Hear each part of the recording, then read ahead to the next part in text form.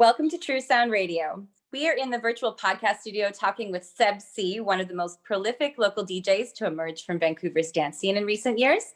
So welcome and thanks for joining us. Thank you for having me.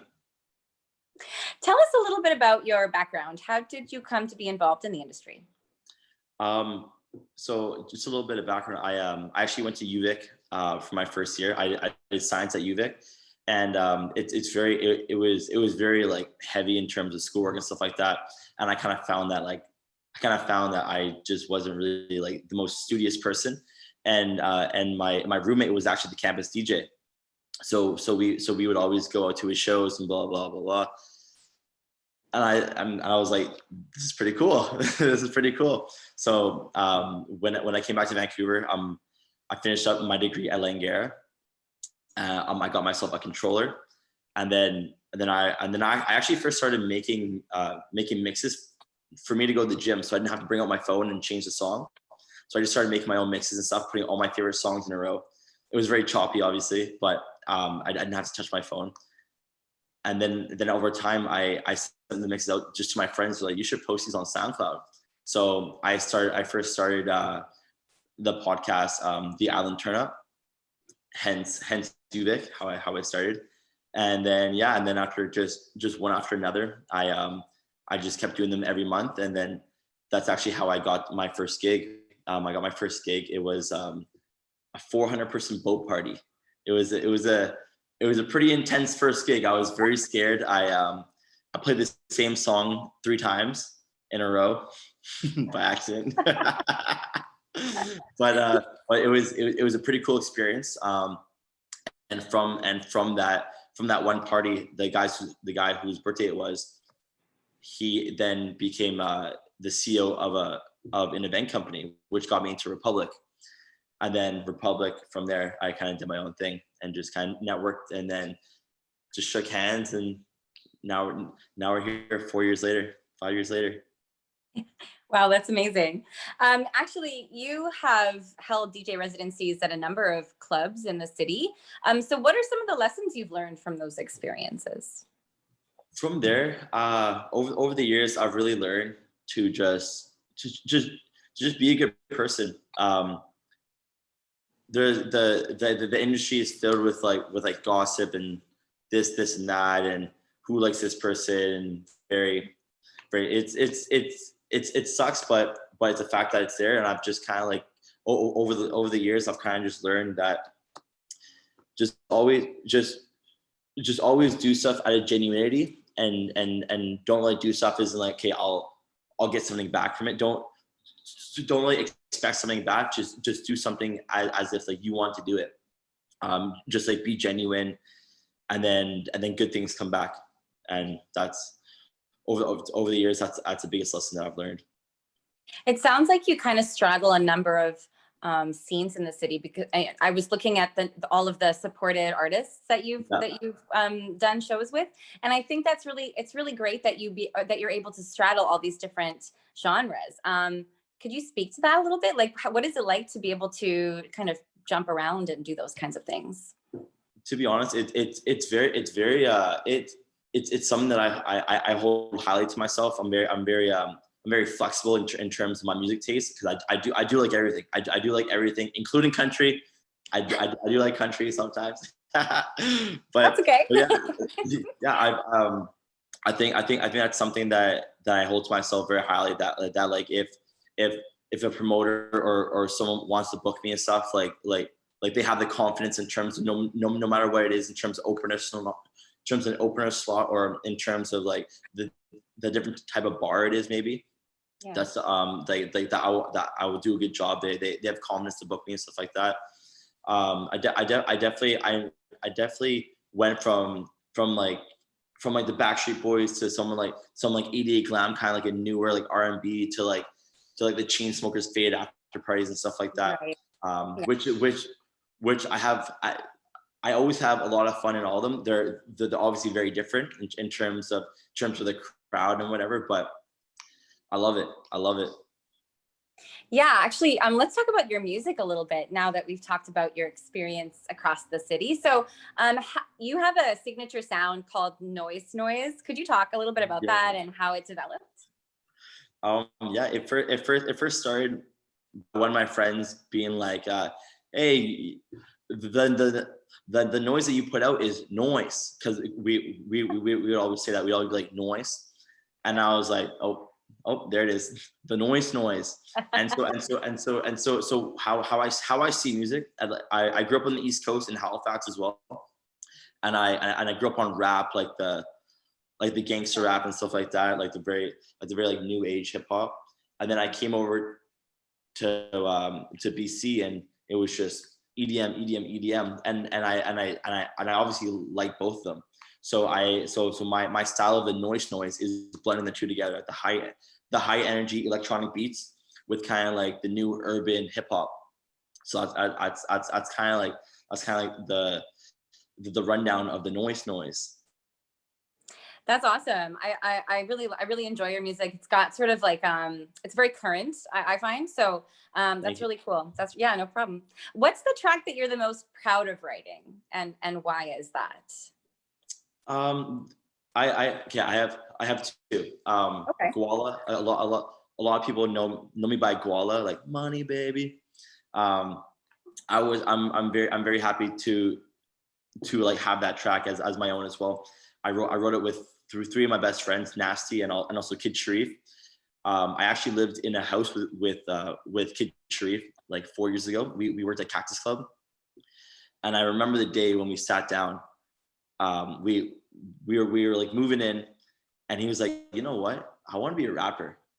And it was just like, and I was just like, all obviously the boys, we obviously trip each other. We're like, man, just fucking, just get the boxes. Yeah. but then 4 years later, he has found his sound as well. And so I'm very happy on Guala because it all came very organically. I made the track. I asked Kid Sharif if you want to put on vocals on it. It was something new for him as well. We recorded it, and Nasty just happened to be in the studio at the exact same time, and he's like, "Yo, I want to be on this track." So I sent over the stem to him, and bing, bang, boom. 8 months later, we have Guala. And then actually, like, another track that I'm very proud of is Akimbo. It was my very first track. It was my very first track, and it definitely isn't the style of what I'm making now, but it's me. It's like I was blasted with like the big room EDM, the hard style a little bit, the high energy. So I'm very proud of Akimbo, and also Guala. That's awesome. So everyone at home, make sure you take a listen to those tracks. Do you have any new music coming out that we might be able to hear in the near future? Yeah, I actually have like a catalog, and like I have like 4, 5, 6 tracks coming out with all Vancouver-based artists. I'm definitely trying to incorporate and put the Vancouver scene. I'm trying to elevate it a little bit, with bringing those Vancouver hip hop artists into the EDM scene to try something new. At first it was kind of like a struggle to be like, yo, trust me, this is the vision that I have, and blah blah blah. But now that I have music out, it's easier just to be like, yo, look at this, look at my Spotify. This is the vibe I'm going for. So are you about it or not? And then some people are, some people aren't. But I have a track coming out with Reezy. As you guys probably know, awesome guy. Love the kid. It actually just got signed to Brooklyn Fire, Tommy Sunshine's label. So that's coming out in July. So be on the lookout for that. That's actually with Kid Sharif as well. Awesome. We got him back. We got him back on the EDM vibe. When you're talking about trying to get people on board with your sound, you're also known for your promotional techniques. So I'm just wondering, like, if you could talk about that, and like, what's one example of one of those that really got a lot of attention? The one of them I would say was when we first hit quarantine. A lot of people were doing a lot of DJs were doing like the Instagram live, like sets and stuff like that. And I'm kind of known in the city for having a Wednesday night residency at Republic, and then after now it came over to Pierre's. ISI Wednesdays. Hey, we're like so close to being back, so close to being back. Yeah. But yeah, so I kind of kept that as my Wednesday night. So I was doing the IG lives, and I was just like, as in like May of last year, it was becoming very consistent of just like, oh, another DJ on blah blah. So I kind of wanted to elevate it. So my mind works a little backwards sometimes, but I got some fireworks, and I had like a fireworks live stream in my backyard. I had a couple of my friends light up the fireworks on beat and stuff like that. It made Narcity Canada and also Barstool as well. Wow. I like doing stuff out to the box, but some people call me loud in terms of me as a person.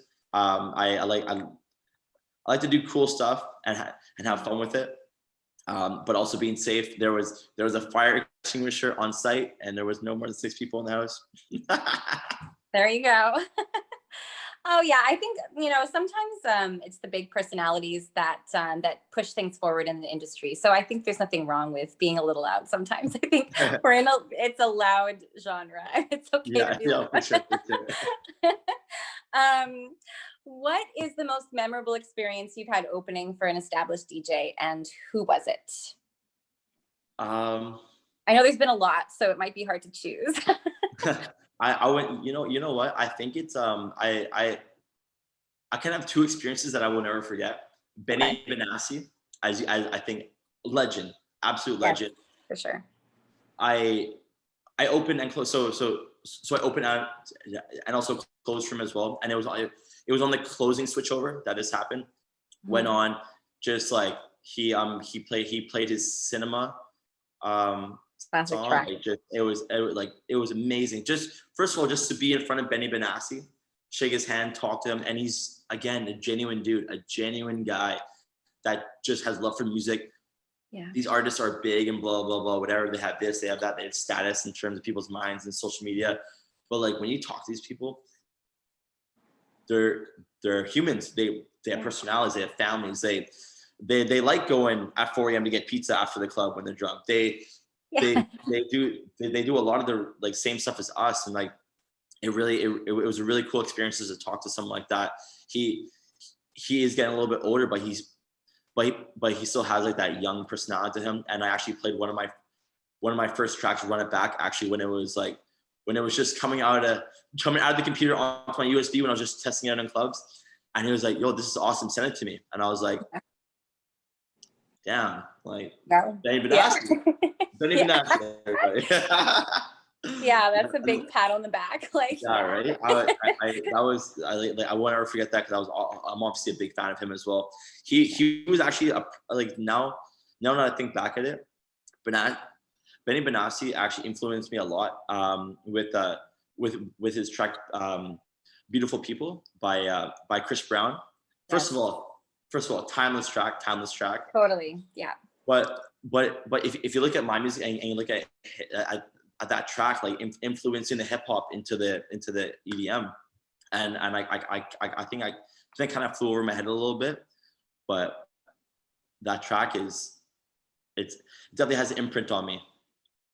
Do you have any other influences that you might like that were other than Benny Benassi that you might want to mention? I mean, so it's hard to sometimes like pinpoint who your influences are, but like I suppose like who really inspired you at the beginning, I suppose. In terms of inspiration, I have big love for Julian Jordan. Maybe not a lot of people know him in North America, but he definitely has his style of just being just being genuine, just being dope, and making music that I like. But my biggest influence, my idol, so to say, is DJ Snake. Anything that he touches turns fire, and he also makes a big spectrum of music. He makes the radio plays. Justin Bieber, he makes the hard trap, then he goes to hard sell, and then he goes to house, and like all these records are gold. Yeah, totally. The influence of mine. We've talked a little bit about some of the shows that you've done. What about the festival performances? What is it like playing a festival? How's that different? maybe what was your favorite experience? Like, do you have one of those? Yeah, to answer the first question of how it's different, it's definitely when you're playing a festival, you're being booked as the artist. So you play what you want because you're booked as you. Coming from the club, like it like you're like some DJs are very like, oh yeah, no, I play what I want. Like I don't care about song requests and blah blah. But in fact, when you're playing in clubs, it's a business. Like they're there to cater to the people who are there. For So sure. so you're definitely playing your music, but you're also catering a little bit to who's there and stuff like that. Maybe it's an older crowd, maybe it's like a younger crowd or whatever. But for a festival, you are playing you play what you want. You play what you want. So that's definitely my like excitement of festivals is that aspect. And one of my most like memorable experiences from a festival is probably snowbombing in 2017. It was my first time playing like an actual festival, and the energy was crazy. I'm snowbombing. It's just outside of Kamloops. I'm at Sun Peaks, so everyone skis and snowboards during the day, and they're in this. They're in like skiing and snowboard stuff, and then the party at night. It's an awesome festival, and I played that, and it was just amazing. Just the energy for the first time of not playing in a club and not having to cater to the crowd, like you're there to play and just honestly just drop bangers. And yeah, I remember it was kind of I was the opening DJ, and I played and I had a green room, I had a rider, blah blah. It was my first time being an artist and stuff like that. Yeah. And I remember it was kind of empty, but then after 20 minutes in, boom, packed, and it was a hit parade. It was just an absolute hit parade. People were obviously feeling it. Yeah. That's actually in 2017, you also won the Paradiso competition, right? The DJ competition. Yes, so tell us a bit about that. That's exciting. And you know, what about your performance was the winning performance? If you could talk about that a bit. It was just one of those like classic like the DJ contest thing, like submit a mix and blah blah. Okay. And I was listening to the mixes. It was, you know, it was a time in my life where I realized how much support I actually had, that people actually believed in me and into what I was doing. So like I got it. It's one thing to have a good mix, but you also have to have like the support to push your mix to the top. Totally. To get the vote like that. Totally. So that was like an eye-opening, blessing experience, humbling experience. Like, yo, like I actually had people behind me. It was awesome. But in terms of how I created it, I knew that it was going to be an opening slot. I'm an opening slot, and I knew that hardstyle and like trap and like heavy dubstep kind of wasn't the move, because you kind of have to show what you're going to play for that slot, and you're obviously not going to be like a headliner. Like you're definitely going to get like an earlier slot in the day. Yeah. So I kind of just play like the deep house kind of vibe. I actually haven't listened to that mix in a minute, but I should probably listen to it soon. But yeah, I play kind of like a housey set, and yeah, and then I remember I was actually working. I'm outside DJing. I'm actually a chef. I work for the Vancouver Canucks. When we are like back to business, of course. And I remember I was chopping onions, and I got the email being like, oh, you won, oh, congratulations, are you able to play on these dates and blah blah. I'm like, easy. People come in, you're like, it's just the onions, I swear. Yeah. It's the onions, it's not me, it's the onions. Yeah, it was honestly amazing.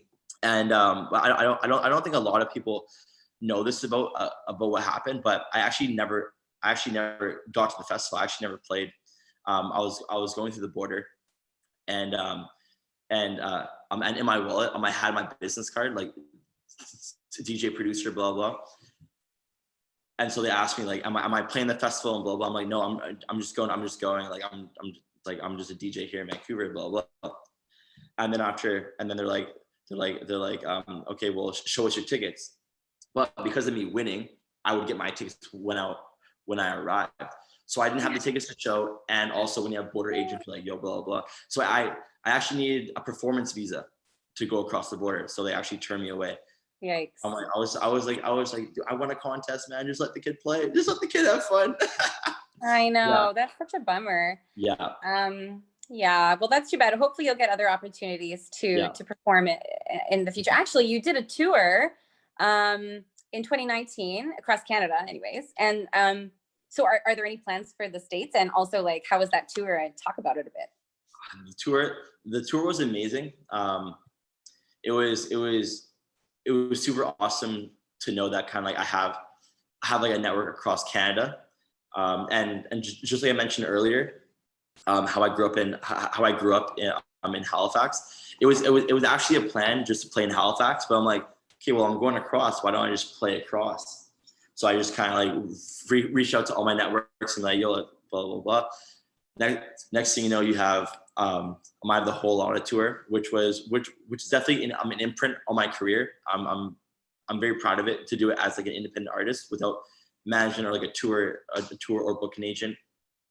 But the most memorable experience of that was actually playing for my hometown. I left Halifax when I graduated, so like 2014.